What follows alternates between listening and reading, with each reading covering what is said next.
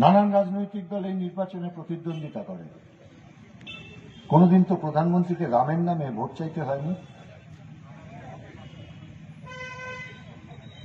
কোনোদিন তো কোনো প্রধানমন্ত্রীকে ভগবানের নামে ভোট চাইতে হয়নি।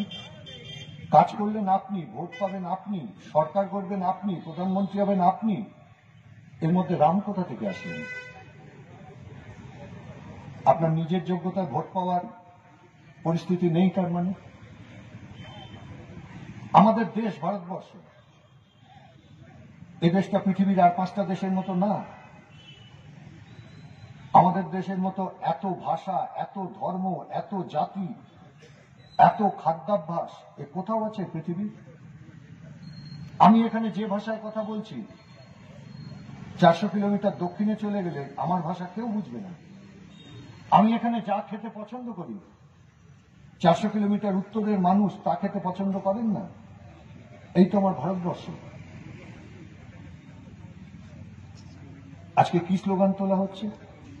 যে কারণে এই প্রশ্ন আসছে যে এটাই কি আমাদের ভারতবর্ষে সংসদীয় গণতন্ত্রের যে প্রক্রিয়া পদ্ধতি, ভোট দিয়ে সরকার নির্বাচন, জনপ্রতিনিধি নির্বাচনের যে প্রক্রিয়া পদ্ধতি, এখানেই কি শেষ?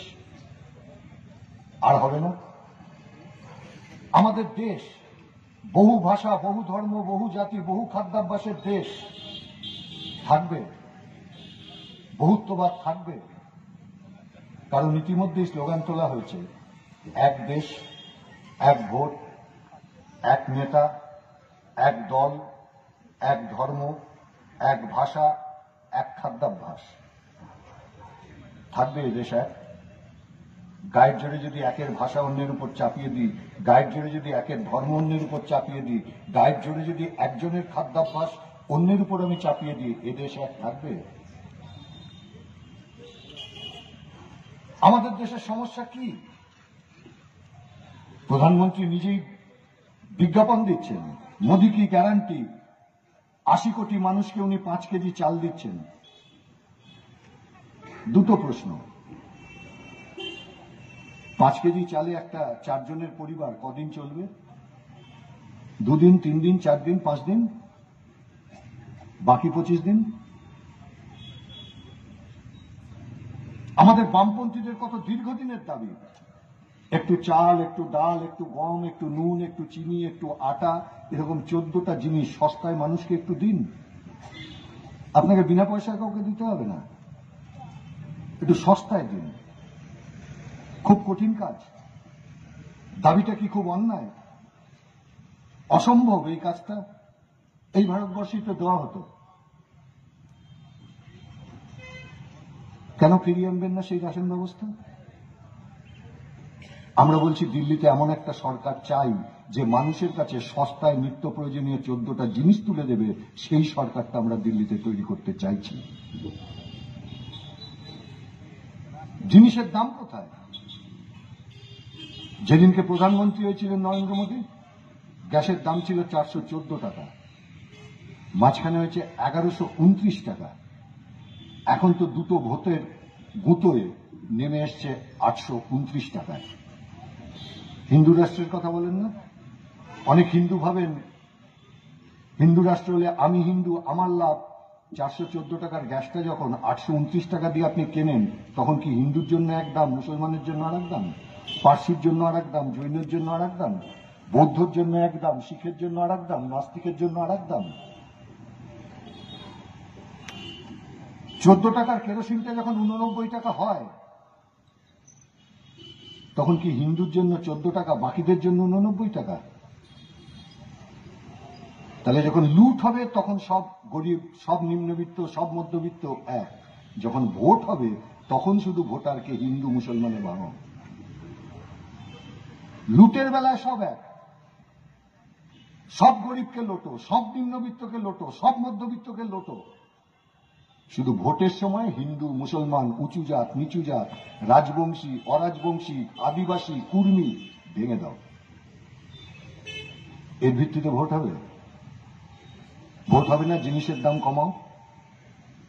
এই 14টা জিনিস যদি, নিত্য প্রয়োজনীয় জিনিস যদি রেশনের মধ্য দিয়ে ভারতবর্ষের মানুষের কাছে পৌঁছে দেওয়া যেত, তাহলে 13 টাকার চালটা 10 বছরের মধ্যে 60 টাকা হতে পারত।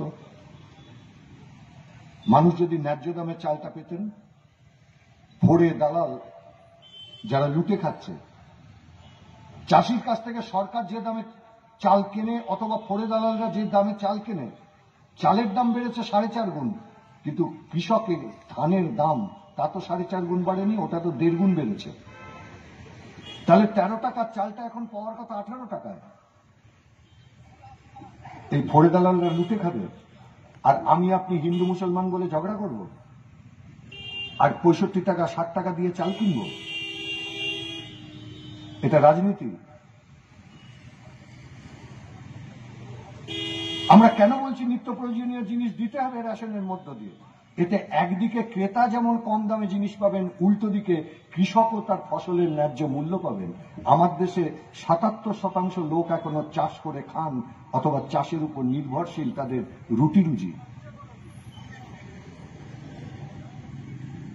এই 77% মানুষ, তাদের যদি আয় বাড়ে তাহলে চাহিদা বাড়বে, চাহিদা যদি বাড়ে তাহলে এরকম 5টা দুর্গাপুর শিল্পনগরী করতে হবে, কারণ নতুন কলকারখানা চাই। ভারতবর্ষের 140 কোটি মানুষ, তারা যদি বছরে 5 মিটার করে মাত্র অতিরিক্ত কাপড় কেনেন, তাহলে 700 কোটি মিটার কাপড় নতুন তৈরি করতে হবে। 700 কোটি মিটার কাপড় তৈরি করা মানে এইরকম 25টা দুর্গাপুর তৈরি করেও আপনি সে কাপড়ের যোগান দিতে পারবেন না। এই জন্যই আমরা বলি কৃষককেও ফসলের ন্যায্য মূল্য দাও, তার মজুরি বাড়বে, তার টাকা বাড়বে, গোটা দেশে নতুন কলকারখানা হবে, মানুষও সস্তায় খাবার পাবে, তার হাতে আরো নতুন অন্যান্য জিনিস কেনবার মতো পয়সা থাকবে, সব মিলে বাজারের চাহিদা বাড়বে, অর্থনীতির চেহারাটা যাবে পাল্টে। অন্যায় বলছি আমরা এই কথাটা? ভুল বলছি? এই আলোচনার ভিত্তিতে ভোট হবে না? শুধু হিন্দু মুসলমান, উঁচু জাত নিচু জাত, এই বলে ভোটের বৈতরণী পার? এ চলতে পারে? এই মুহূর্তে দেশে যারা শিক্ষিত যুবক যুবতী, তার 83% হয় বেকার, আর তা নইলে অত্যন্ত কম মজুরির কাজ করে। মাস্টার ডিগ্রি পাস, জমাটোর কাজ করছে। উত্তরপ্রদেশে ডোমের চাকরির জন্য অ্যাপ্লিকেশন চাওয়া হয়েছে, 25 লক্ষ আবেদনপত্র জমা পড়েছে, যার সংখ্যাগরিষ্ঠ হচ্ছে মাস্টার ডিগ্রি পাস। সেদিনকে পশ্চিমবাংলাতে খবরের কাগজে বিজ্ঞাপন দিয়েছে, একটা বিএড কলেজ অধ্যাপক চেয়েছে, বলছে 100 টাকা প্রতিদিন মাইনে দেওয়া হবে, কে কে আবেদন করবে? তাতে আবেদনও জমা পড়েছে কয়েক হাজার। স্বাধীনতার অমৃতকাল এটা? এটা স্বাধীনতার পর দেশের অর্থনীতি? একটা নতুন কলকারখানা গোটা দেশে হলো, পশ্চিমবাংলায় হলো, আলোচনা হবে না? শুধু হিন্দু মুসলমান, দুই প্রার্থী দুই মাফিয়ার লড়াই, এই আলোচনার বিষয় হবে? আমাদের দেশের কলকারখানা কি হবে? 3 ধরনের কলকারখানা। সরকারি কলকারখানা হতে পারে, যৌথ উদ্যোগের কলকারখানা হতে পারে, বেসরকারি উদ্যোগের কলকারখানা হতে পারে। একটা নতুন সরকারি কলকারখানা হয়েছে, একটা নতুন যৌথ উদ্যোগের কলকারখানা হয়েছে, কটা বেসরকারি কলকারখানা এসছে? কেন্দ্রীয় সরকারের কেন্দ্রীয় অর্থমন্ত্রী তিনি হিসেব দিচ্ছেন, বিদেশি বিনিয়োগ গত 1 বছরে 73% কমে গেছে। 1 বছর আগেও যদি 100 টাকা বিনিয়োগ হতো, আজকে সেখানে বিনিয়োগ হচ্ছে 27 টাকা। কারণ কি? কেন তৈরি করবে কলকারখানা? কলকারখানা নিশ্চয়ই কেউ কোন জিনিস উৎপাদন করবে না গুদামের মধ্যে জমিয়ে রাখার জন্য, ওটা বিক্রি করতে হয়। বিক্রি হবে কোথায়? বাজারে। বাজার মানে বেনাচিতি বাজার নয় তো, বাজার মানে পয়সা হাতে মানুষ। তো মানুষের হাতে পয়সা যাবে কিভাবে? মজুরি, কৃষকের ফসলের দাম, বেতন, এর মধ্য দিয়ে মানুষের হাতে পয়সা যায়। অনুদানের পয়সা দিয়ে কোনোদিন অর্থনীতি চলে না। তা মানুষের কাজ যাবে, নতুন কাজ সৃষ্টি হবে না, বেকারের দেশটা ভরে যাবে আর দেশের চাহিদা বাড়বে। আপনি বিজেপি করেন না, তৃণমূল করেন না, কংগ্রেস করেন না, সিপিএম করেন, অথবা কোনো রাজনীতি করেন না, অথবা ঘুম থেকে উঠে রাজনীতিকে গালাগালি করেন, এসব গুরুত্বপূর্ণ নয়। চেহারাটা কি যাচ্ছে গোটা দেশের, কোন দিকে যাচ্ছে?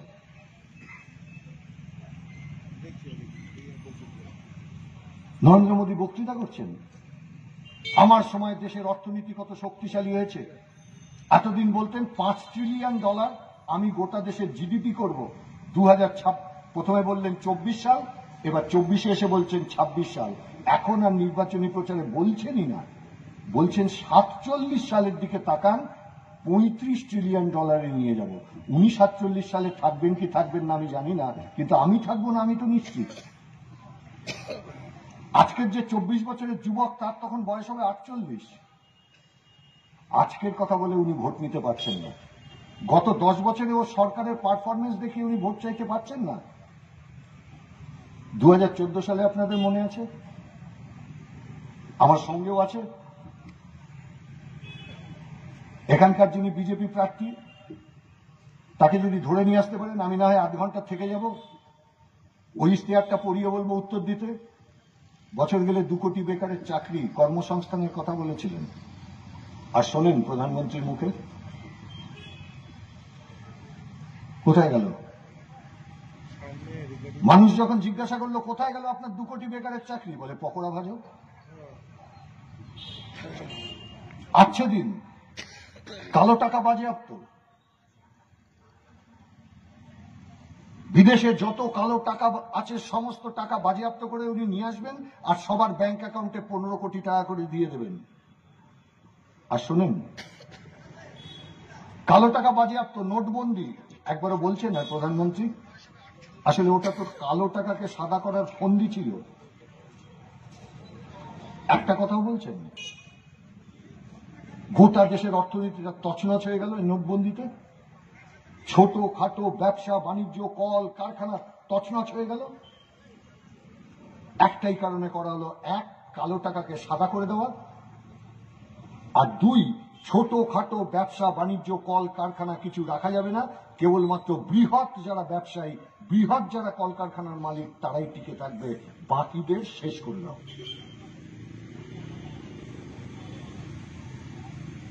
যিনি বিজেপি করেছেন সেই ছোট কারখানার মালিকও মরেছে নোটবন্দিতে। যিনি বিজেপির হয়ে পতাকা টাঙিয়েছেন ছোট ব্যবসায়ী, তিনিও মার খেয়েছেন এই নোটবন্দিতে, বিজেপি বলে ছাড় পাননি। এই রাস্তায় চলবে দেশের অর্থনীতি? এবারের নির্বাচনে এসে আর আচ্ছে দিনও নেই, 2 কোটি বেকারের চাকরিও নেই, নোটবন্দিও নেই, কালো টাকা বাজেয়াপ্তর গল্পও নেই। এখন বলছে রামের নামে ভোট দাও। রাম কি ভোটে দাঁড়িয়েছেন নাকি? ওর নামে ভোট চাইছেন? ওই ট্রেনে ভিক্ষে করে রামকে নাম পে কুছ দে দো বাবাজি। যার নিজের কিছু করার ক্ষমতা নেই সে ভিক্ষে চেয়ে বেড়ায় দেবতার নামে। উনি ধর্ম করেন, রাম মন্দির বানিয়েছি তাই আমাকে ভোট দাও। উনি কি ভক্তিভরে রাম মন্দির বানাতে গেছেন? তা তো জাননি। তাহলে যেদিনকে রামলালার প্রতিষ্ঠা হচ্ছে সেদিনকে রামের কাটআউট 6 ফিট আর মোদির কাটআউট 36 ফিট, কার প্রতিষ্ঠা হলো?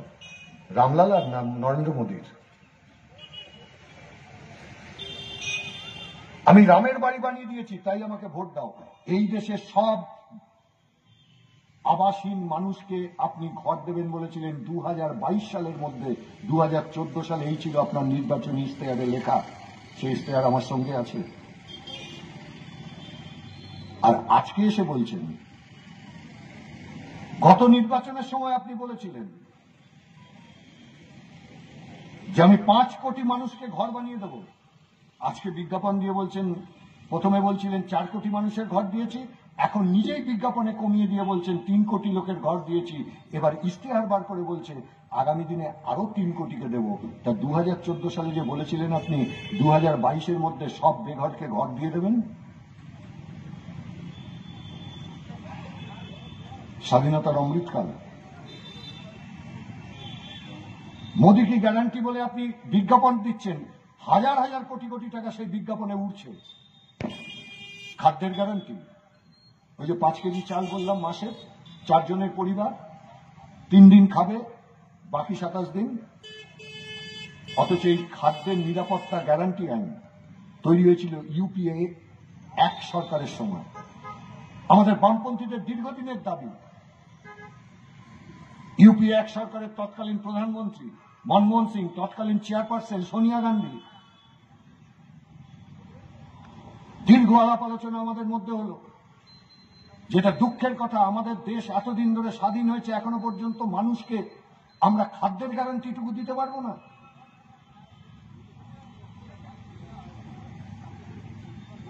ওই সরকারকে সমর্থনের আমাদের অন্যতম শর্ত ছিল আমাদের কাউকে মন্ত্রী করতে হবে না, কিন্তু মানুষের কাছে আমরা দায়বদ্ধ, মানুষের কিছু শর্ত আমাদের পূরণ করতে হবে। তার মধ্যে অন্যতম একটা শর্ত ছিল খাদ্যের নিরাপত্তা সংক্রান্ত আইন তৈরি হয়েছিল।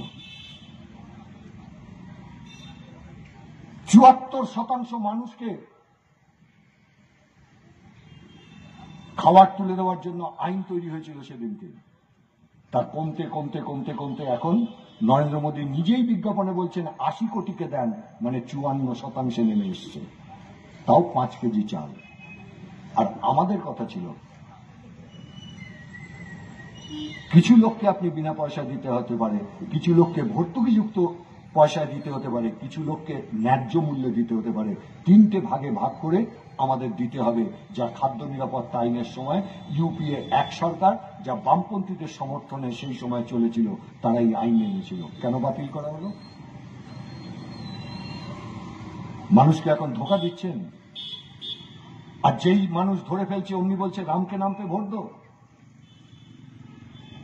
মানুষ যখন বলছে আগে 74% মানুষ বিনা পয়সায় খাবার পেত, 10 কেজি পেত, তুমি 5 কেজি করেছো, বলছে রামকে নাম পে ভোট দো।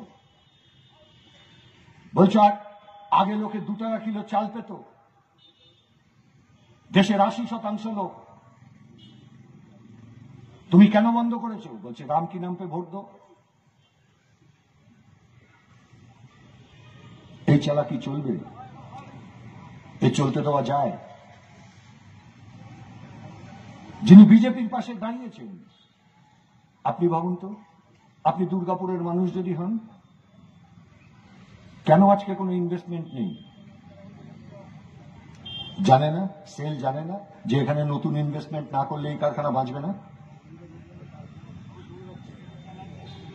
এটার উৎপাদন ক্ষমতা যদি না বাড়ানো যায়, আজকের পৃথিবীর অর্থনীতির যা গতি প্রকৃতি আছে, সেই গতি প্রকৃতি অনুযায়ী এর উৎপাদনের পরিমাণ বাড়ানোর ক্ষমতা একটা নির্দিষ্ট পর্যায়ে যদি পৌঁছে না দেওয়া যায়, তাহলে এই কারখানা বাঁচবে না। আপনি ভাবুন তো, এই কারখানাটা যদি না থাকে, দুর্গাপুরের কোনো অস্তিত্ব আছে? আর কারখানাটা যদি বন্ধ হয়, যিনি বিজেপির হয়ে পতাকা টাঙাচ্ছেন, আপনারও রুটি রুজি যাবে। আপনি যদি তখন গিয়ে বলেন যে আমি তো জয় শ্রীরাম বলে মিছিল করেছিলাম, আমাকে অন্তত ছাড় দেওয়া হোক, কেউ আপনাকে কারখানার বেতন আর দেবে না। একটা নগরী গড়ে ওঠে কিসের জন্য? কাকে কেন্দ্র করে? একটা অর্থনীতিকে কেন্দ্র করে। এই যে এত বড় দুর্গাপুর শিল্পাঞ্চল তৈরি হয়েছে কিসের জন্য? যে অর্থনীতির প্রভাব বর্ধমান শহর পর্যন্ত যায়, ওদিকে আসানসোল পেরিয়ে চলে যায়।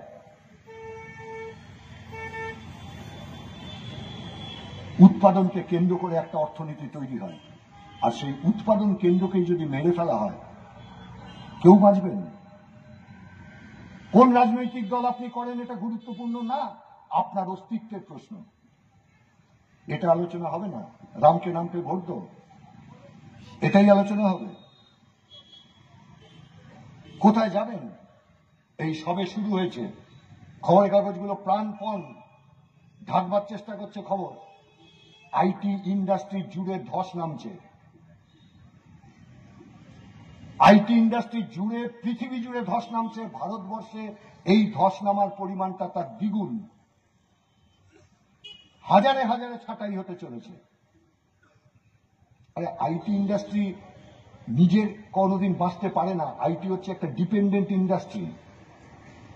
যদি উৎপাদন না থাকে, যদি অন্যান্য পরিষেবা না থাকে, তাহলে আইটি ইন্ডাস্ট্রি কি করে? উৎপাদনকে আরো বাড়াতে সাহায্য করে, প্রযুক্তিটাকে আরো উন্নত করতে সাহায্য করে, উৎপাদন প্রক্রিয়াটাকে আরো উন্নত করতে সাহায্য করে, পরিষেবা দিতে আপনাকে অনেক সাহায্য করে। ব্যাংকের ব্যবসা যদি কমে যায়, আইটি ইন্ডাস্ট্রি বাড়বে। দেশের উৎপাদন যদি কমে যায়, আইটি ইন্ডাস্ট্রি বাড়বে? কখনো বাড়তে পারে না।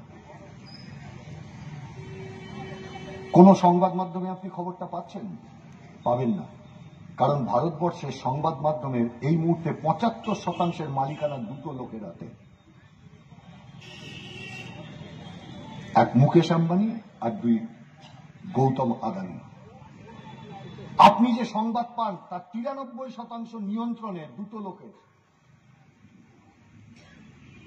আপনি ভাবছেন ফেসবুকে আপনি সব সংবাদ পাবেন, নেটে আপনি সব সংবাদ পাবেন? না, পাবেন না। ফেসবুকের ৩০% শেয়ার নিয়ন্ত্রণ করে মুকেশ আম্বানি।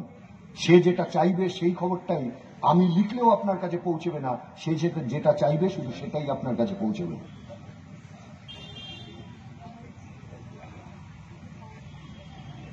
এক ভয়াবহ অর্থনীতির দিকে আমরা এগোচ্ছি। আর লুট কাকে বলে? একটা লোক